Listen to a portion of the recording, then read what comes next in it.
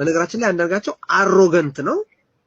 አሮገንሱ የሚመጣው ደግሞ ከድንቁርና ነው። ድጋፍ የሚያደርግልን ኃይሎች ያስፈልጋሉ። ደግሞ እነዚህን አብይ ፈጥረውልናል። ስለዚህ ወደ ኤርትራም ወደ ሶማሊያም ወደ ሱዳንም እናማትባለን። እንዳንዳርጋቸው ጽጌ አይነት እርጉም የተረገመ የለም። ኢንተርቪዎቹን ትሰሟቸዋላችሁ። ድርጅት ወክለን አይደለም የተጋበዝነው። ፕሮፌሰር መሐመድ ሐሰን እንደ ኢትዮጵያዊ ሶማሌ ነው የቀረበው። በኢትዮጵያዊነቴ በአማራነቴ የተናገርኩበት ሁኔታ ነው ያለው።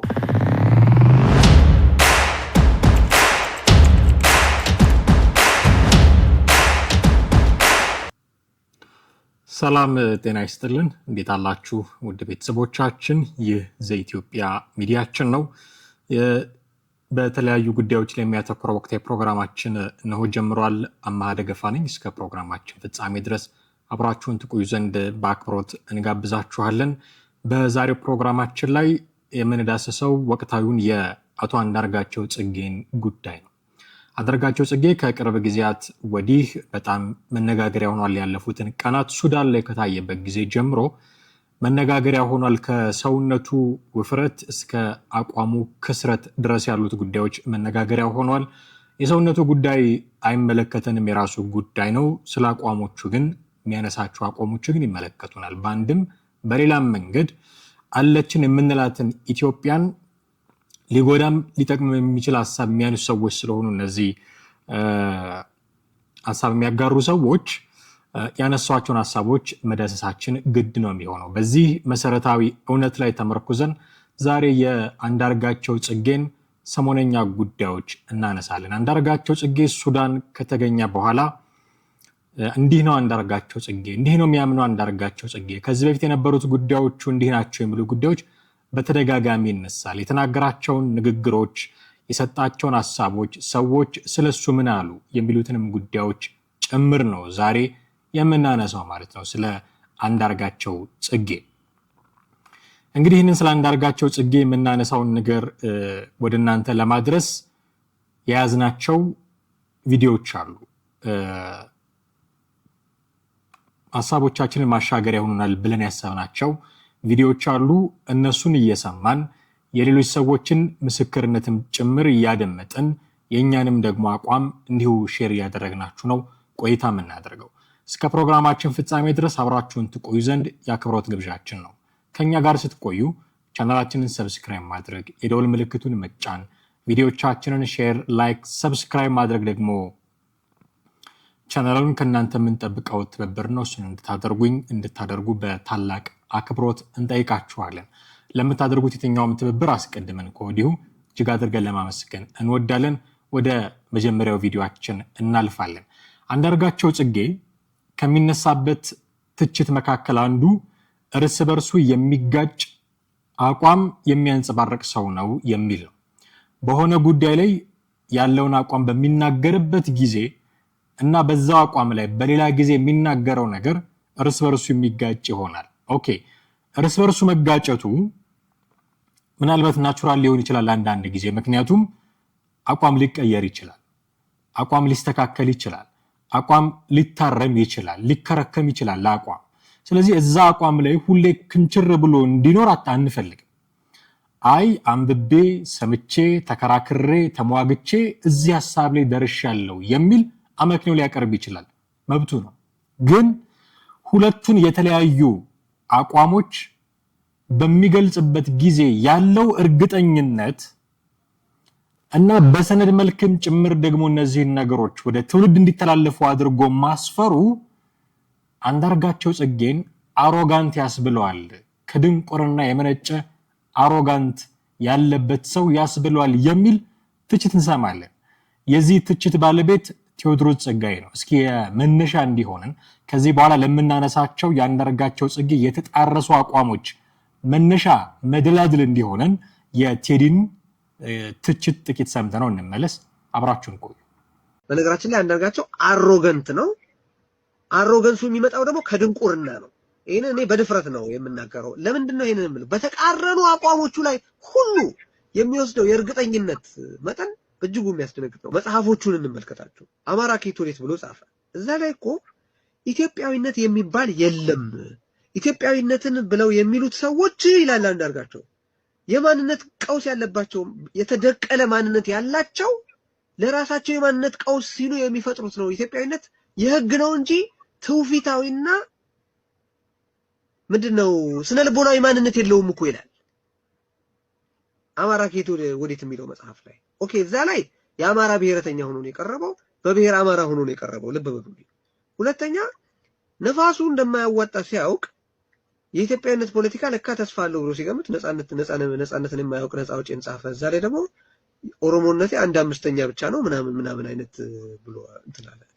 ከዛ ደግሞ ኦሮሞ ብሔረተኝነት የበላይነት አግኝቷል ያዋጣል ብሎ ሲያስብ ደግሞ አዲስ አበባ የአያቶች የጥጃ ማሰሪያ ነበረች፣ የኢትዮጵያ መንግስት ባሪያ አሳዳሪ ነበረ፣ ጨቋኝ ነበረ፣ ቀኝ ገዢ ነበረ ብሎ መጽሐፍ ጻፈ። አንድ ነገር እዚህ ላይ ማንሳት የምፈልገው ይሄንን መጽሐፍ ጻፍኩት የሚለው አብዛኛውን ጻፍኩት የሚለው አንዳርጋቸው አብዛኛውን በተለይ ለምሳሌ ይሄ ሙስሊሞች በአድዋ ላይ አስከሬናቸው እየተመረጠ ሙስሊሞች ስለሆኑ አይቀበሩም ነበር ብሎ ያሉት የኢትዮጵያ ስንጥቆች እንዳይበቁ አዳዲስ ስንጥቆች የሃይማኖት ቁርሾ ይፈጥራል ነው ማለት።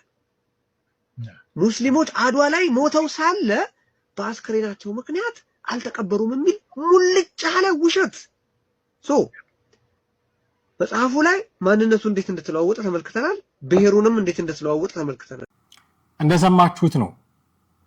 እንዲህ ያሉ እርስ በርስ የሚጋጩ ጉዳዮችን የሚያነሳ ሰው ነው አንዳርጋቸው ጽጌ። ኦኬ እንዲህ ያሉ ጉዳዮች የሚነሳበት ሰው ከሰሞኑ ወደ ሚዲያ መጥቶ ባደረጋቸው ንግግሮችና ከዚህ በፊት አድርጓቸው በነበሩ ንግግሮች መካከል የሚጣረሰው ነገር የቱ ነው? ምንድነው?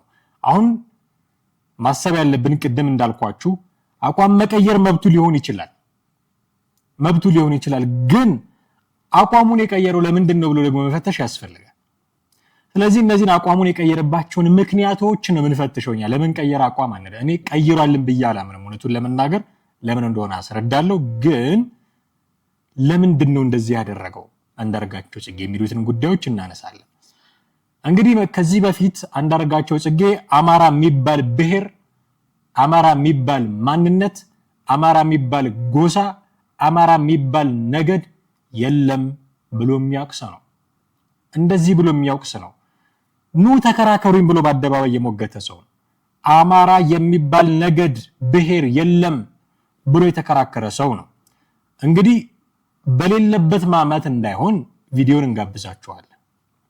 ቪዲዮ ላይ የተናገራቸውን ነገሮች ለዚህ ማስረጃ ናቸው። እሱን ሰምተን ስንመለስ አሁን ካለው አቋም ጋር እንዴት እንደሚጣረስ ለማየት እንሞክራለን። አማራ የለም ያለበትን ቪዲዮን ልጋብዛችሁ። አማራነትን አመጣጡ ከኢትዮጵያዊነት ሊለይ የሚችል የነገድ መሰረት የለውም ነው ያለው። የለም ይከራከሩ ከፈለጉ።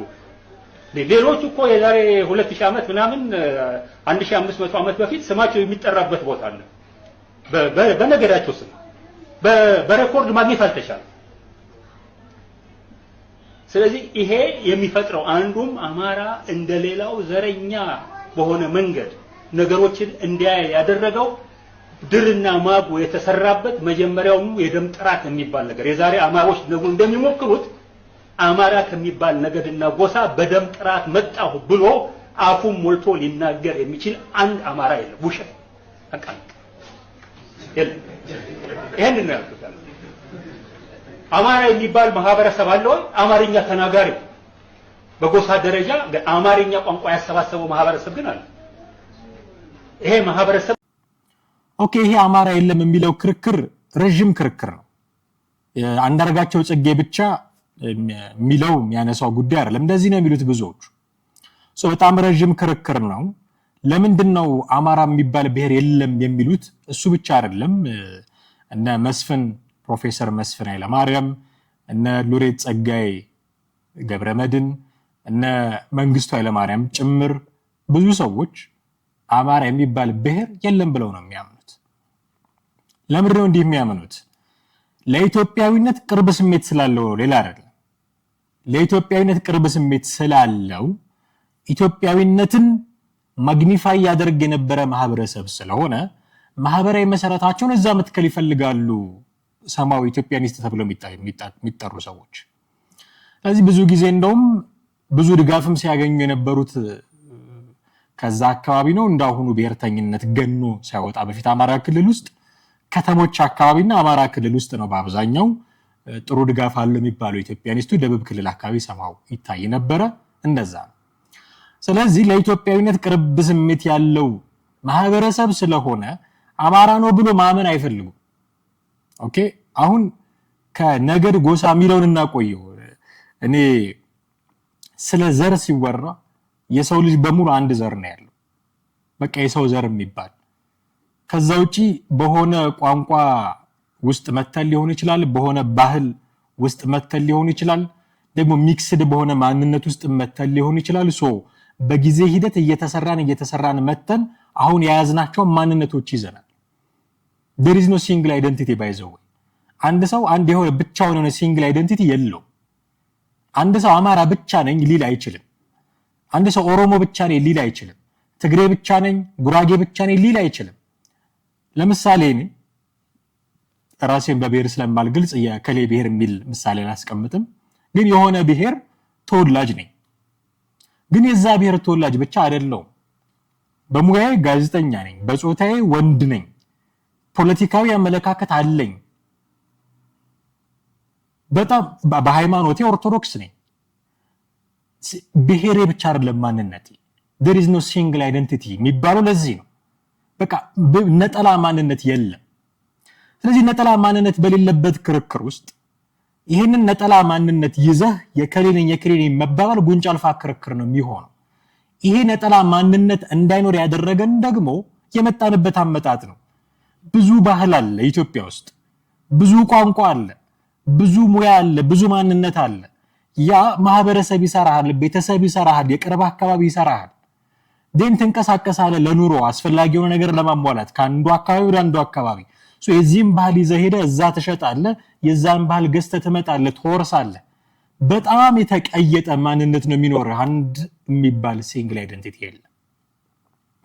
ይሄ ባለበት ሁኔታ የሰው ዘር የሚባል አንድ ዘር አለ ትላለህ እንጂ ማንነቱን እየመዘዝክ ቋንቋውን እየመዘዝክ እከሌ የሚባል ማንነት አለ ብትል አርቲፊሻል ነው የሚሆነው። በተፈጥሮ ያለው ዘር አንድ ነው፣ እሱም የሰው ዘር ነው። ግን በቀለም ልትለይ ትችላለህ። ምንድነው ጂኦግራፊካሊ የምድር ወገብ አካባቢ ስላለን ጠቆር ብለን ሊሆን ይችላል። ጄኔቲካሊም እንደዚህ አይነት ነገሮች ሊኖሩ ይችላሉ። ነጣ ሚል ከለር ያላቸው ሰዎች አሉ፣ ወደ ቢጫ የሚወስዳቸው የአይን መጥበብ፣ የፀጉር መለስለስ ምናምን እያልክ ብዙ መለያያ መንገድ ልታመጣ ትችላለህ። አፍተር ኦል ሁሉም ሂውማን ቢንግ ነው። ከዝንጀሮም መጣ ከአዳም ሁሉም ሰው ነው። ስለዚህ ዘር ያለው አንድ ሰው ብቻ ነው። ስለዚህ እኔ አሁን አማራ የሚባል ነገድ፣ ኦሮሞ የሚባል ነገድ፣ ትግራይ የሚባል ነገር ውስጥ ገብቶ መፈትፈቱ በራሱ አግባብ ነው ብዬ አላምንም። ግን አንፎርቹኔትሊ ፖለቲካችን የተመሰረተው እዚህ ላይ ሆነና አማራ የሚባል ብሔር አለ የለም የሚለው ክርክር ትልቅ የፖለቲካ ክርክር ሆነ እና አንዳርጋቸው ጽጌ መጥቶ አማራ የሚባል ብሔር የለም ሲል ሰማ ነው። ፖለቲካል ኢንቲቲ ነው ያለው እንጂ የሚባል ነገድ የሚባል ብሔር የደም ጥራቱን ቆጥሮ እኔ አማራ ነኝ የሚል የለም፣ ይምጣና ይከራከረኝ እያለ ሲሞግት ነበር። አንዳርጋቸው ይሄንን የሚለው ለፖለቲካ ትርፍ ነው። የዜግነት ፖለቲካን ያቀነቅን በነበረበት ጊዜ እንኳን አማራ የሚባል ቀርቶ ኦሮሞ የሚባል ብሔር የለም ለማለትም ችግር የሚኖርበት ሰው አይመስለኝም።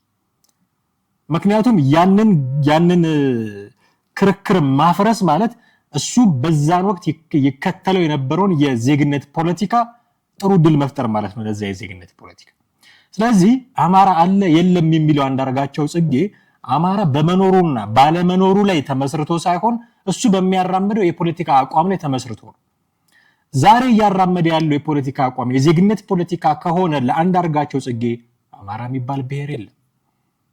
ዛሬ እያራመደ ያለው ፖለቲካ የብሔር ፖለቲካ ከሆነ ለአንዳርጋቸው ጽጌ አማራ የሚባል ብሔር አለ።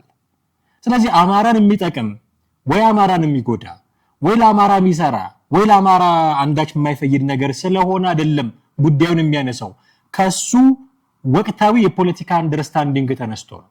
ስለዚህ ያኔ እኔ ኢትዮጵያዊ ነኝ ይል በነበረበት ሰሞን ኢትዮጵያኒስት ነኝ እያለ በሚደሰኩርበት ሰሞን ትልቁ መከራከሪያው የነበረው አማራ የሚባል ብሔር የለም የሚል ነው። ምክንያቱም ኮንስቲትዩዌንሲውን እዛ ጋር መገንባት ስለሚፈልግ ብቻ ነው። ይሄው ሰው ደሴም ጋር ያንዳርጋቸው ጽጌ ሰሞኑን ሱዳን ውስጥ ሄዶ ማንን ወክለህ መጣህ ሲባል በአማራነቴ ነው የተሳተፍኩታል። አማራ የሚባል ብሔር የለም ያለው ሰውዬ ደሴም ጋር ያንዳርጋቸው ጽጌ በአማራነቴ የተካፈልኩት አለ። ጥቂት ሰምተነው እንመለስ። ድርጅት ወክለን አይደለም የተጋበዝነው። ፕሮፌሰር መሐመድ ሐሰን እንደ ኢትዮጵያዊ ሶማሌ ነው የቀረበው። በኢትዮጵያዊነቴ በአማራነቴ የተናገርኩበት ሁኔታ ነው ያለው። በተረፈ ምን ድርጅት ማንንም አካል ወክለን አይደለም ለና ፕሮፌሰር መሐመድ ሐሰን የተገኘ ነው። መጀመሪያ ይሄ ጽምዶ የሚባለውን ሐሳብ ወደኔ ያመጡት በለንደን የሚገኘው የኤርትራ ኤምባሲ ነው። በለንደን የሚገኘው የኤርትራ ኤምባሲ ጥያቄውን ያቀረበው ከራሱ ተነስቶ ሳይሆን ይሄ ጽምዶ የሚባለውን ሐሳብ ያፈለቁትና በተግባርም እየተረጎሙት ያሉ በኤርትራና በኢትዮጵያ ቦርደር ላይ የሚገኙትን ትግራይና የኤርትራ ማህበረሰቦች ይሄ ጦርነቱ ቀስቅሶት የነበረውን ቁርሾ ወደ ጎን አድርገው አሁንም የተፈጠረውን ውጥረት አርግበው ለመቶ ዓመታት አብረው ሲጋቡ ሲዋለዱ በጋራ ሲያርሱ ሲነግዱ በጋራ ሲያመልኩ የነበረበትን ሁኔታ ማምጣት ይኖርብናል። ይሄን ጉዳይ ለፖለቲከኞቹ ወይ ለወታደራዊ መሪዎቹ ወይ ለፖለቲካ መሪዎቹ ልንተው አይገባም። ዝም ብለን ካየናቸው ይሄንን ህይወታችን ያስቀጥላሉ።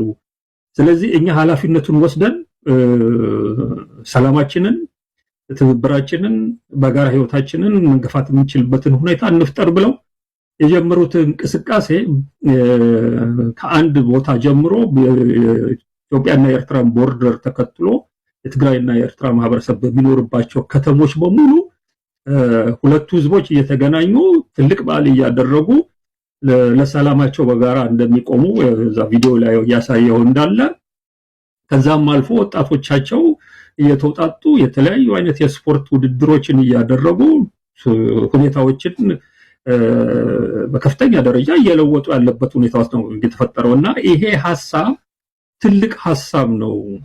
ከኛ ከድንበር ላይ ካለን ወጣቶች ከና ህዝብ አልፎ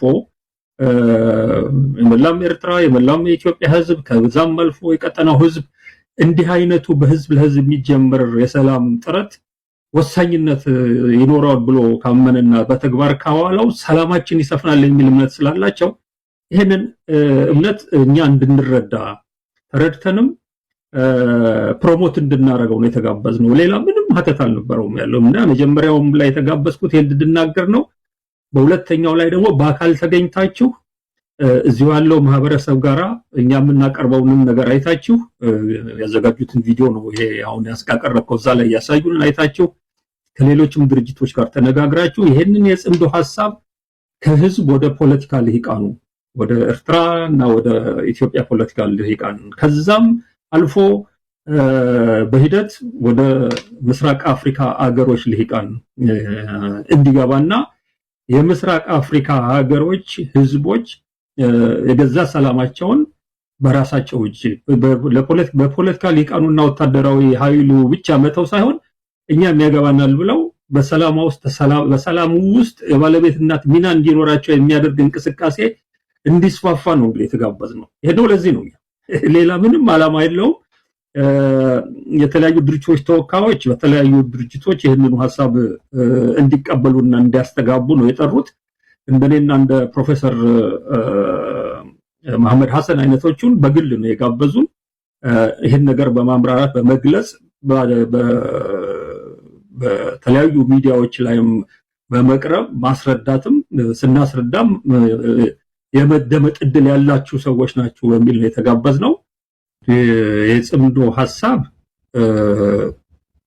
በተለያዩ የፖለቲካ ድርጅቶች መካከል በተለያዩ ሀገሮች መንግስታት መካከል እንዲፈጠር ታቅዶ የተጠራ ስብሰባ ቢሆን ኖሮ አሁን ያልከው ነገር ትክክል ነው የሚሆን ያለው ይሄ የህዝብ ለህዝብ በሰላም ላይ ባያገባኛል ስሜት የመቀላቀል የመገናኘቱ ጉዳይ የፖለቲካ ድርጅቶች ከሚሰሩት ስራ ጎን ለጎን ሊሄድ የሚችል ወሳኝ ስራ ነው።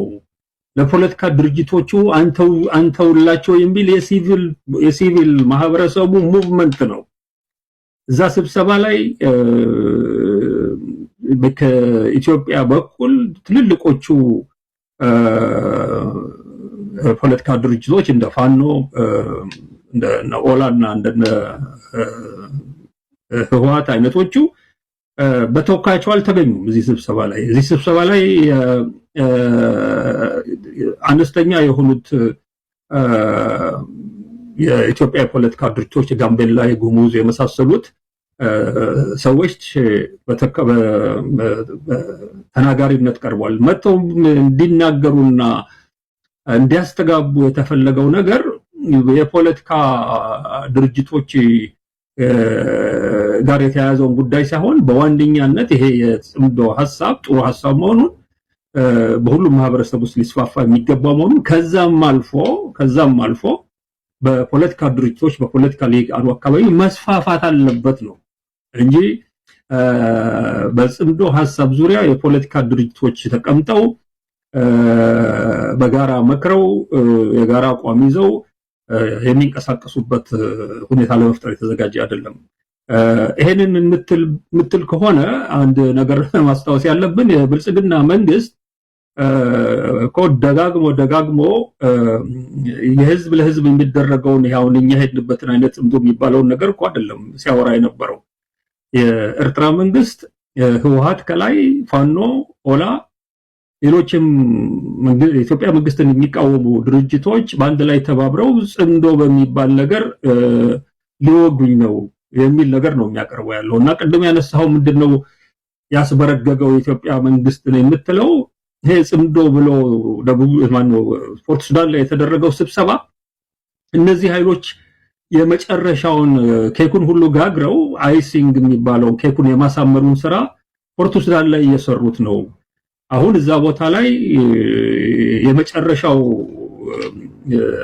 ጌጥና መኳኳያ ነገር የገባለት ነው። ከዚህ በኋላ እነ ሱዳንን ጨምሮ ሌሎችም እንግዲህ በየቦታው የተነኮሳቸውን ሀገራት በዙሪያው ይሄን የሚለው አንዳርጋቸው ጽጌ ራሱን ብሔር ውስጥ ሲዶል ነው። ቅድም ራሱን እንደ ኢትዮጵያዊ ሲያይ ወይ ደግሞ የዜግነት ፖለቲካ ብቻ አቀንቃኝ ሲሆን አማራ የለም ለማለት ችግር አልነበረበትም። አሁን ራሱን የሚያየው በብሔር ፖለቲካ ውስጥ ስለሆነ ያ አቋሙ ተሸርሽሮ እዚህ ስለደረሰ አማራ የሚባል ብሔር አለ። አፋውጥቶ አይደለም እንደዛ ያለው በአማራነቴ ነው የተወከልኩት አለ። አማራነት ለአንዳርጋቸው ጽጌ ቁማር ነው።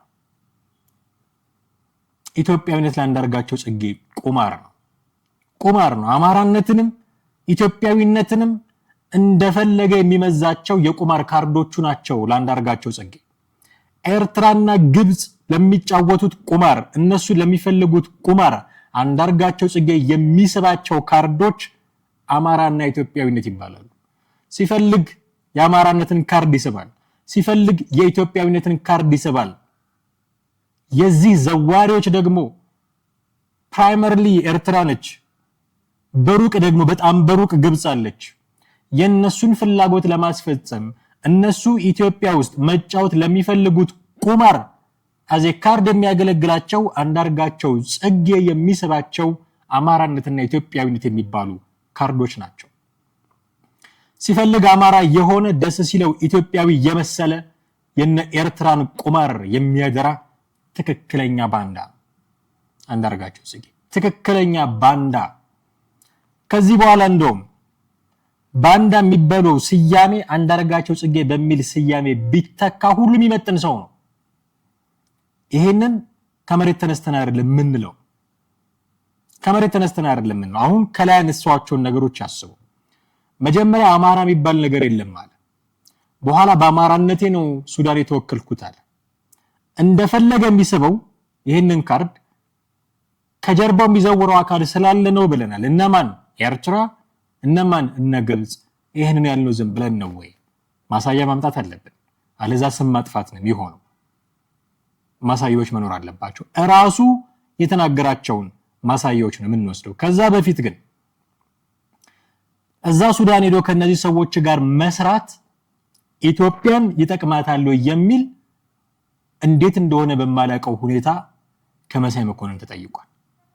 አዳልጦት ይሁን ዳህጸ ልሳን ይሁን አላውቅም። መሳይ መኮንን ተገቢ ግን ጥያቄ ጠይቆታል። ለምንድን ነው ተሳስቶ ሊሆን ይችላል ያልኩት አሁን ካለው የመሳይ መኮንን አቋም የትኛውንም ነገር ከፍሎ ከፋኖ ጎን መቆም ነው የሚፈልገው። እዚህ አንዳርጋቸው ጽጌ ከልቲቬት ሊያደርግ የሚፈልገው ጽምዶ የሚባል ነገር ውስጥ ደግሞ ፋኖ አለበት። ስለዚህ የፋኖን ጥቅም የሚጎዳ ጥያቄ እንዴት ጠየቀ ብዬ ደንቆኛል፣ ገርሞኛል። ጥያቄው እንዲህ ነው፣ ምላሽም አለው አንዳርጋቸው ጽጌ። ተከታትለውን እንመለስ። በኢትዮጵያ ታሪክ በኢትዮጵያ ሀገረ መንግስት ላይ ተመሳሳይ ግንዛቤ የሌላቸው እንደውም ለየቅል ጫፍና ጫፍ አመለካከት የሚያራምዱ ወገኖች ጋር አንድ ላይ በመስራት ኢትዮጵያን ማዳን ይቻላል ወይ?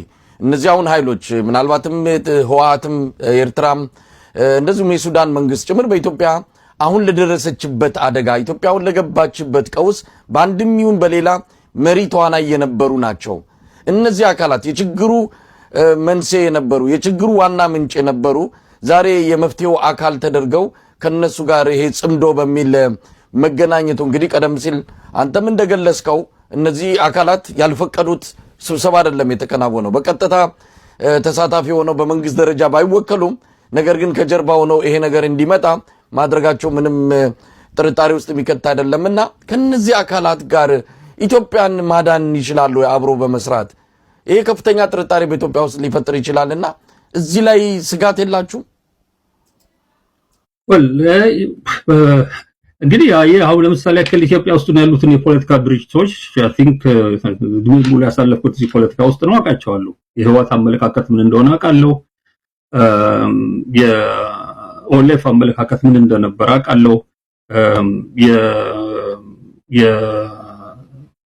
የኦጋዴን ሊበሬሽን ፍሮንት ምን እንደሆነ አውቃለሁ።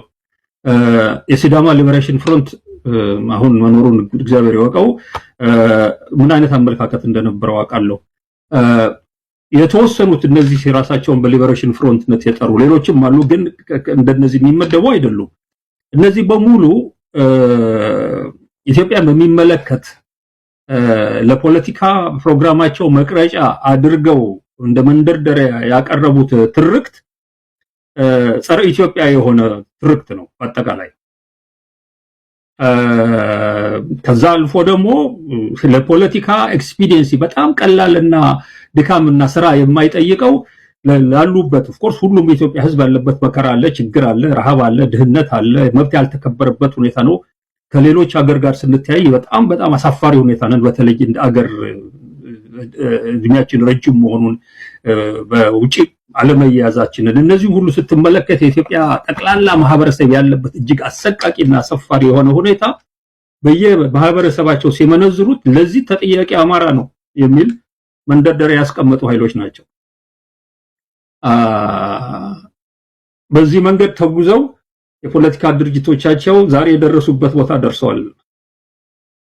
በዛ ሰዓት ላይ በዋነኛነት አማራ የሚባለው ህዝብ እንደ ሌሎቹ የተገፋ፣ የተበደለ፣ የተራበ፣ የተጠማ መሆኑን እያዩ በገዢዎች ደረጃም ቢሆን ከተለያዩ ብሔሮች የተውጣጡ መሳፍንትና ባላባትና መኳንንት በጋራ የመሬት ባለቤቶች፣ የጥሸኝነት ባለቤቶች፣ ስልጣን ባለቤቶች የሆኑበት ሁኔታ እንዳለ ያወቁ የአንድ አካባቢ አማርኛ ተናጋሪ የሆነ አንድ ማህበረሰብ ብቻ ሁሉ ነገር እንደተቆጣጠረ ሁሉ ነገር እንዳለ እንደደላው በባዶ እግሩ የሚሄደው በሚሊዮን የሚቆጠር የአማራ ገበሬ የዚህ ስልጣን ላይ ያሉ ሰዎች የሚኖሩትን ህይወት የሚኖሩ በማስመሰል አድርገው ያቀረቡት የፖለቲካ ትንተና ፈጽሞ መሰረት የሌለው ሐሰት ላይ ተመሰረተ እንደሆነ የታወቀ ነው። ግን እሱ ገፍተውበት ነበር። ዛሬ ያንን እየገፉ ነው ወይ ነው?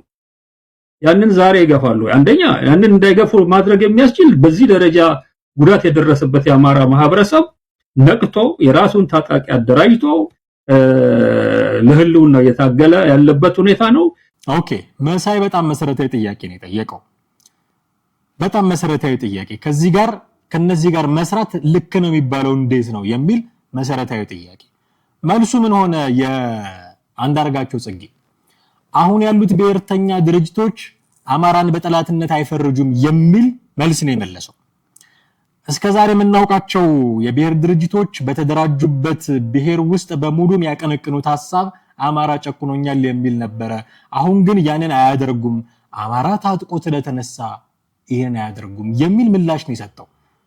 ኦኬ ምላሹ ተገቢ እንኳን ባይሆን ግን ሊያራምድ የፈለገው ፖለቲካ አለ። ስቲል አሁንም የፖለቲካ ገቢያ ፍለጋ ላይ ያተኮረው በዚህ መልስ አንዳርጋቸው ጽጌ አማራውን ተገና አድርጎ የኤርትራን ፍላጎት ማስፈጸም ላይ ነው ጉዳዩ። ሱዳን የተገኘው አንዳርጋቸው ጽጌ የአማራ ጉዳይ ገዶት አይደለም፣ ቀለብ ሰፋሪው ኤርትራ ስለላከችው ነው በአንደበቱ የተናገረው። ተጠይቋል። ሱዳን ስፖንሰር አደረገችው ሲባል ሱዳንና ኤርትራ እኮ በጣም ቅርብ ትስስር ያላቸው አገሮች ናቸው። የኤርትራ መንግስት ኢንቮልቭመንትም አለበት እዚህ ነገር ውስጥ አለ። ሱዳን ጋብዛው ኤርትራ ጋብዛው ሱዳን የተገኘ ሰውዬ ስለ አማራ ሲያስብ አይደንቅም? ስለዚህ ስቲል አማራን የሚፈልገው ለፖለቲካ ገበያው ነው። አማራን ተገና አድርጎ የፋኖን ትግል ተገና አድርጎ በኤርትራ ማሊያ ሊጫወት ነው ፍላጎቱ አንዳርጋቸው ጽጌ። የሚገርም ነገ ተነስቶ ተሳክቶለት መንግስት አስወግዶ ፋኖ ስልጣን ቢዝ ሌላ ትርክት ይዞ መጥቶ ፋኖን ከመታገል ወደ ኋላ የሚል ሰው አይደለም።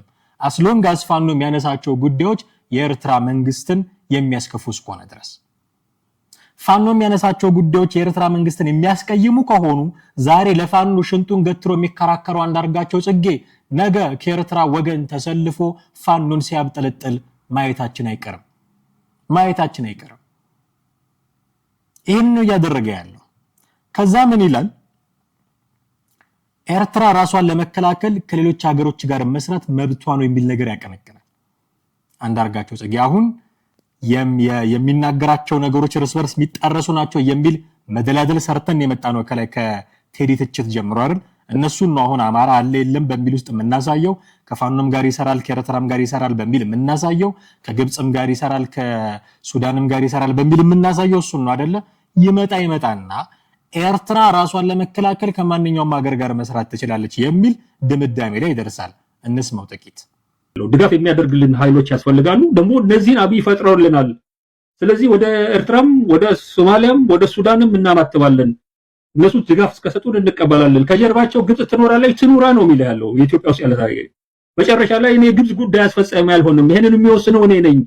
ተሞኝቶም ይሁን ሂሳብ አስልቶ ፋኖ የሚፈልጋቸውን መሳሪያዎች በሙሉ ለፋኖ ያበረከተ ኃይል ፋኖ መሰረታዊ የሆነ ጸረ ኢትዮጵያ የሆነ ነገር እስከሌለው ድረስ እንደሌለውም ስለምናቅ ያንን መሳሪያ ወስዶ የግብጽ ጥቅም አስጠባቂ የሚሆንበት እስካልሆነ ድረስ ኪሳራ የሚደርስበት ግብጽ ነው። በፖለቲካ እኮ ታሪክ እንቅስቃሴ እኮ እንዲህ አይነት ነገሮች እኮ ተፈጽመዋል እኮ።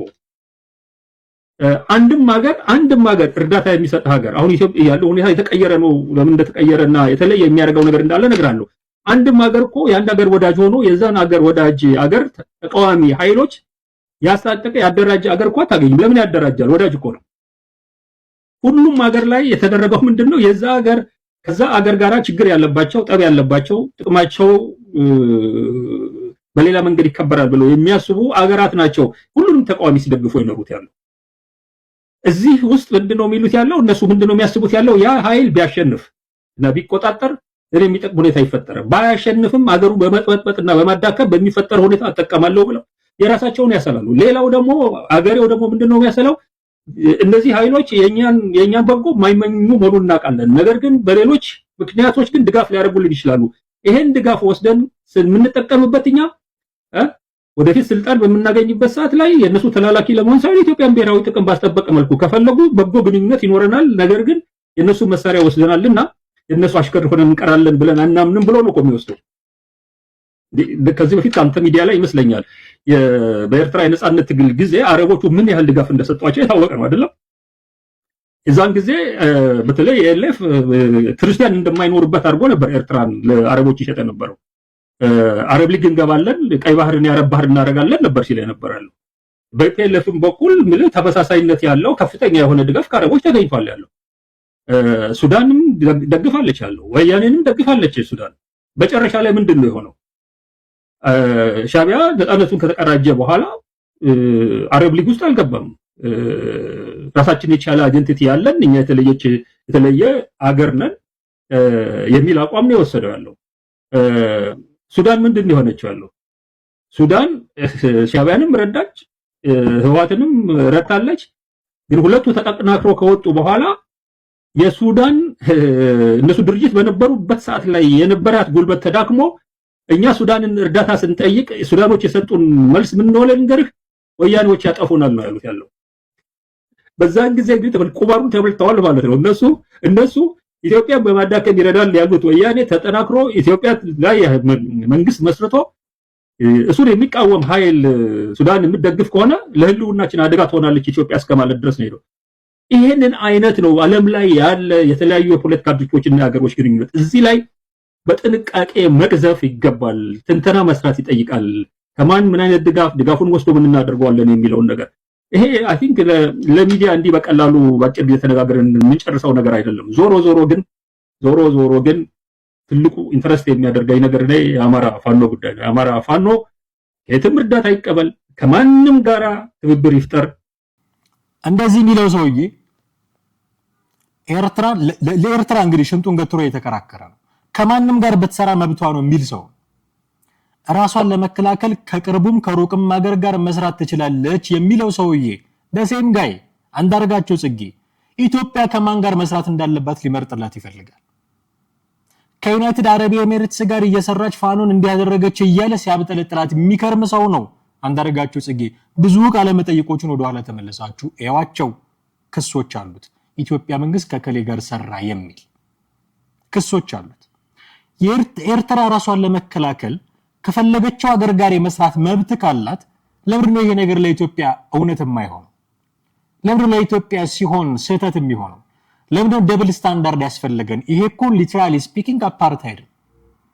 ኤርትራ እንደፈለገች ኢትዮጵያ ግን አይ የምትል ከሆነ አፓርታይድ ነው። በቃ ደብል ስታንዳርድ ነው ይሄ። ስለዚህ ቀለብ ሰፋሪን ለማስደሰት ብለ በዚህ ደረጃ የባንዳነት ጥግ መድረስ በጣም ያስተዛዝባል። ፋኖ ከማንም ጋር መስራት አለበት እንደውም ይላል። ከማንም ጋር መስራት አለበት። መሳሪያ ሊያገኝ ከፈለገ ከማንም መሳሪያ ማግኘት አለበት። ቀለቡን የሚሰፍርለት ካለ ከማንም ጋር መወዳጀት አለበት። ግብጽ ትኖራለች ይባላል አለ። ብትኖርም ልክ ነው ይላል። ሰምታችሁታል። ግብጽ ብትኖርም ልክ ነው። ከዛ ምን ይላል? አሁን እሱ ብቻ ብልጥ፣ ግብጽ ሞኝ። የከተማ ልጆች ይላሉ አንተ አራዳ እኛ ልደታ ምናምን ይላል በክፍለ ከተማ። እኔ ብቻ አራዳ ልሁን የሚል ሰው አንተ አራዳ እኛ ልደታ ክፍለ ከተማ እያሉ ሙዲ ይዛሉ። እሱ አራዳ ግብጽ ልደታ ክፍለ ከተማ በቃ አትባንንበትም። በሱ ቤት ብልጥ ነው። በቃ ትልቅ የፖለቲካ ቁማር ተጫውቷል። የግብጽን መሳሪያ ሰብስበን ካሸነፈን በኋላ አፍንጫ ሽላሽ እንላታለን። 74 አመቱ ነው አንዳርጋቸው ጽጌ። እዚሁ የጽምዶ የሚባለው እንትን ላይ ሲያወራ የዛሬ 50 አመት በ24 አመቴ በዚህ በኩል አድርጌ ሱዳን መጣው ስላለ ስንደምረው 74 አመቱ ነው። በ74 አመቱ ግብጽ እሱ የሚናገረውን ነገር ልትሰማ አትችልም ብሎ እንዴት ያምናል? ኦኬ አማርኛ አይሰሙም እና ልሲሲ ምናምን ብሎ ተሞኝቶ እንደማይሆን ተስፋ አደርጋለሁ።